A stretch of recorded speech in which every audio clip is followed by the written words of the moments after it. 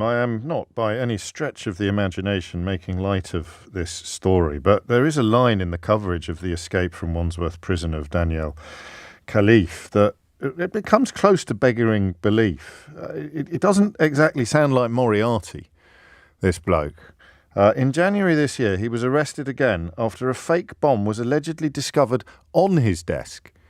And not even under his desk, but on his desk. And yet the mode of escape yesterday does suggest perhaps a slightly higher level of criminal enterprise than some of the offences that he was jailed for would otherwise attest. The 21-year-old was wearing a chef's uniform of red and white checkered trousers because he'd been working in the prison kitchens. I bet he was wearing Crocs. They always wear Crocs in kitchens as well, don't they? And escaped, apparently, by clinging onto the bottom of a van that had been delivering food into the grounds of the South London prison.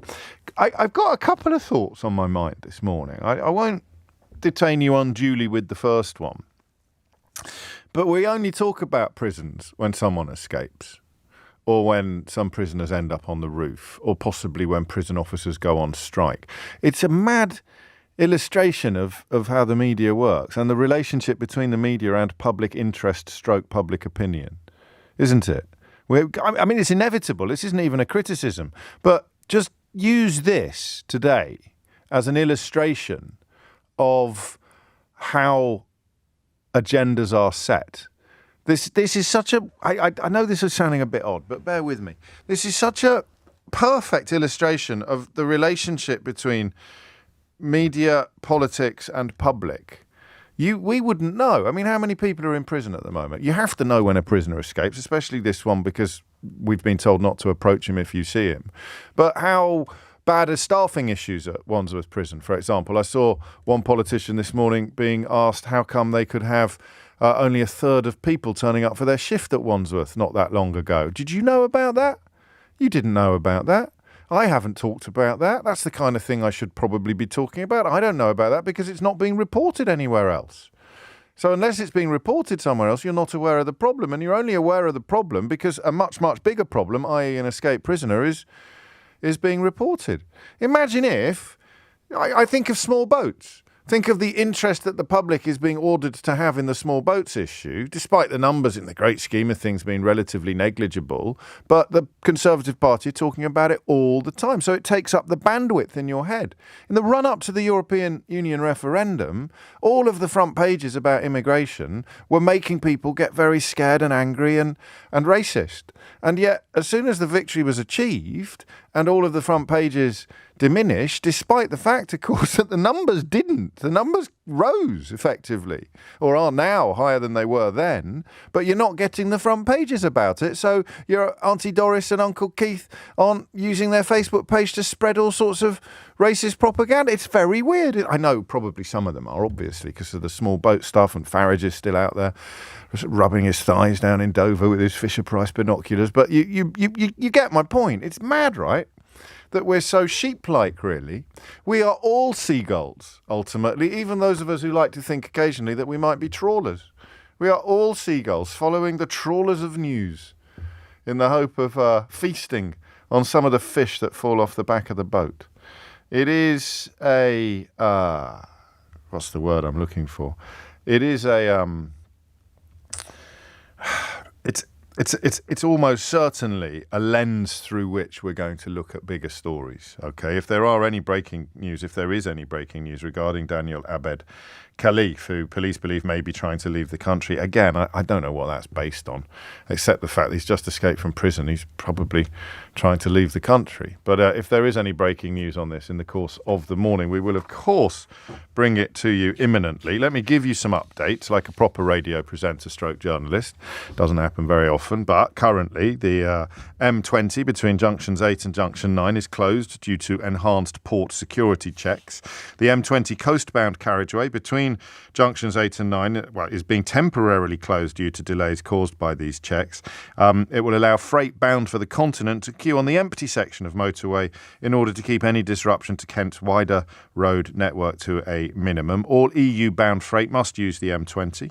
Other traffic must follow the signed diversion, so that's in place now on the already fairly beleaguered M20, and so it continues. But what I want to do, as I say, is use it as a lens through which to examine a broader issue. What's it like in our prisons? Are these stories about staffing crises correct? I think it might be one of those days by which the plural of anecdote is briefly data. If you work in a prison or you have recently been in a prison, ideally Wandsworth prison, but any other prison will do, I just want you to call me and talk me through what's going on. And also, here's the question for people who haven't been to prison or worked in a prison, which is, as usual on this programme, confining my callers to far too small a constituency. Why do we only talk about prisons when someone escapes? Why aren't prisons more politically pertinent? You really have Tories queuing up to compete about who can be cruelest about convicts, which, most of us don't struggle with as much as we do about their competition to be cruelest about disabled people or people on sickness benefits. But it's pretty obvious, almost all of the data supports the notion that if you look after prisoners much better than we currently do, if you prioritise rehabilitation over encouraging recidivism, then you reduce enormously the likelihood of reoffending. Illiteracy and childhood trauma, being victims of child abuse. The statistical disproportionality of people in those categories is absolutely off the charts. People who can't read or write, people who've had very dysfunctional or traumatic childhoods, the likelihood of them ending up in prison is absolutely off the charts compared to people who've had happier youths and happier formative years. And yet what do the Tories do constantly? And Labour isn't much better in my lifetime, in my memory. I don't think it is. I could be wrong. The priority is put on just punishing. And then you get your usual right-wing dinosaurs queuing up to talk about, well, prison's like a holiday camp, really, which means you've been to neither a prison nor a holiday camp for the last 50 years. But somehow, once again, though, those appetites for outrage and performative cruelty are always going to be fed. So that intrigues me. Why do you think that prisons are not... So this is a conversation we should have on a day when there's no prison-related news, on a day when there's no prison escape. Why don't prisons feature more? What is the role of prisons in politics? In America, it is actually true in some states that the private companies running prisons receive guarantees from the county or the state about how many people will be imprisoned so that they can guarantee their income stream. So they get money per prisoner. Their private sector companies, opening a prison in a state is generally considered, or in a county, is generally considered to be a win because it provides jobs and economic boosts. So in order to encourage private prison companies to open prisons in your town, you guarantee them a certain level of prisoners, a certain level of convicts coming through, which then, it is often argued, I think very successfully, influences sentencing structures from judges who are on the same ballot often as the politicians who've delivered the prison to the town. So, the role that prisons can play in politics is hard to overestimate. But did you know, for example, that a German court recently refused to extradite a prisoner to the UK because the state of UK prisons would, I think that, and I must check this story, but I think the contention was that the state of the British prison into which a German prisoner would have been extradited, or rather a British prisoner currently in a German jail. There's a philosophical conundrum for you. Is a British prisoner in a German jail a German prisoner or a British prisoner? A British person in a German jail, is that a German prisoner? Or is that a British prisoner? But anyway, there was a prisoner in a German jail who was British, and German courts decided he couldn't be extradited to this country, I think, and as I say, I need to double check this, but quite a few of you are reminding me of it, and there is a small bell tinkling in the back of my brain, because the state of the UK prison would have potentially constituted a breach of the prisoner's human rights. And remember, human rights are awful unless you're a human who likes rights.